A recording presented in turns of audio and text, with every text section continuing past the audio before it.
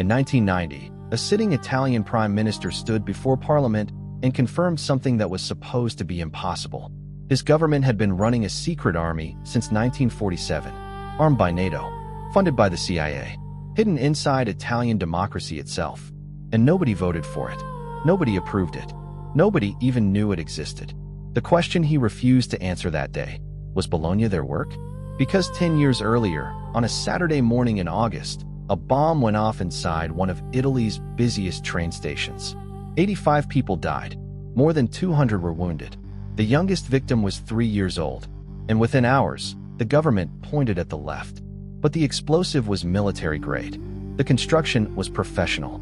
And the men eventually linked to the attack were not anarchists. They were connected to a secret network with NATO clearance, CIA funding, and membership lists that included Italian generals, judges, ministers, and the very intelligence officers assigned to solve the case. Stay with me, because this story does not end with a bombing. It ends with a question that 4 decades of trials, disappeared witnesses, and classified files still have not fully answered. Who gave the order? And why does the West still not want you to know? This is not the story of a terrorist attack.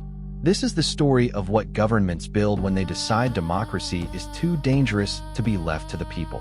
It begins in 1947. The Second World War is over. Europe is rubble.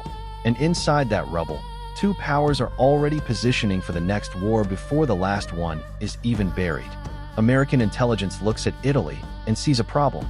The Italian Communist Party is the largest in Western Europe. Real support, real votes, real possibility of winning. And Washington decides, quietly, without debate, without any democratic mandate, that this cannot be allowed to happen. So they build something with no name on any official document. A secret stay-behind army, embedded inside the Italian state, hidden in underground bunkers beneath farms and hillsides and false graves in rural cemeteries.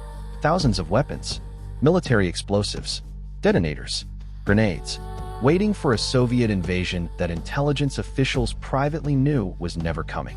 Because the weapons were never really for the Soviets. They were for Italians. The strategy had a name inside certain rooms. The strategy of tension. The concept was clinical and it was evil. If you want a population to reject the political left, you make them afraid of instability. You bomb public spaces. You blame radical leftists. You let the panic spread through the newspapers, through the television, through every conversation at every dinner table in the country. And when people are terrified enough, they stop asking for change. They ask for order. They accept whatever the government offers as long as it comes with the word safety attached. December 1969, Piazza Fontana, Milan. A bomb inside a bank. 17 dead, 88 wounded. An anarchist named Giuseppe Pinelli was arrested within days. 3 days later, he fell from a 4th-floor police window. The official finding was suicide. Nobody believed it then. Nobody believes it now. But the case was closed. And the bombs kept coming. Train stations. Public squares.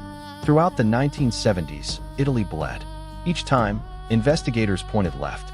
Each time, the evidence quietly pointed somewhere else. Each time, the files were sealed and the trails went cold. Then came Bologna, August 2nd, 1980, a Saturday morning in summer. The station was full the way Italian stations always are in August. Families heading south, tourists catching connections, workers going home. A suitcase had been placed in the second-class waiting room. Whoever left it walked out calmly. They did not run. They already knew they would not be caught. 10:25 a.m. The bomb detonated. The entire left wing of the station collapsed. 85 people were killed. 200 and more were wounded. The youngest was 3 years old. The oldest was 86. 12 nationalities. Nothing connecting them except the waiting room they were sitting in. Within hours, Italian authorities announced leftist terrorism. Investigators found that story impossible to sustain within days. The explosive compound was military grade. Compound B, the kind that is not purchased, the kind that is issued, the kind that was sitting in NATO-connected weapons caches across the Italian countryside. And then the name Licio Gelli surfaced. Grandmaster of Propaganda Do. A secret Masonic lodge so deeply embedded inside the Italian state that when investigators raided his villa in 1981, they found a membership list of nearly 1,000 names. Government ministers, military generals, intelligence chiefs, judges, journalists, and investigators assigned to the Bologna case itself. The men tasked with finding the truth were already connected to the men suspected of hiding it. The trials that followed lasted for decades. Convictions handed down, then overturned. Key witnesses dead before testimony. Government files missing from archives that had no record of being accessed. Italian military intelligence, SISMI, formally found to have misled the investigation. It took until 2022 for a final conviction. 42 years. For a bomb that took 23 seconds to kill 85 people. And the question that no verdict has ever fully closed remains exactly where it was in 1980. Who decided? Not who built the device. Not who placed the suitcase. Who sat in a room, in Rome, in Brussels, in Washington, and decided that a waiting room full of families was an acceptable instrument of political strategy. That answer has never been fully spoken in any courtroom. Certain files are still classified. Certain names are still protected. Certain governments have still never been formally asked to answer for what their agencies funded, armed, and directed on European soil for 4 decades. You were never supposed to hear this story this clearly. Now you have. Share this video right now. Not later. Right now. Because the algorithm will bury this, and you know it. Someone in your life believes their government is incapable of something like this. Tag them directly in the comments. Drop your location below. We want to see exactly how far this reaches. And listen, because the stories we have not told yet on this channel are worse than this one. Programs with full government approval. Victims who are still alive. Cover-ups that are still active today. Apologies that never came and never will. If there is a suppressed historical event you want this channel to expose, drop it in the comments right now.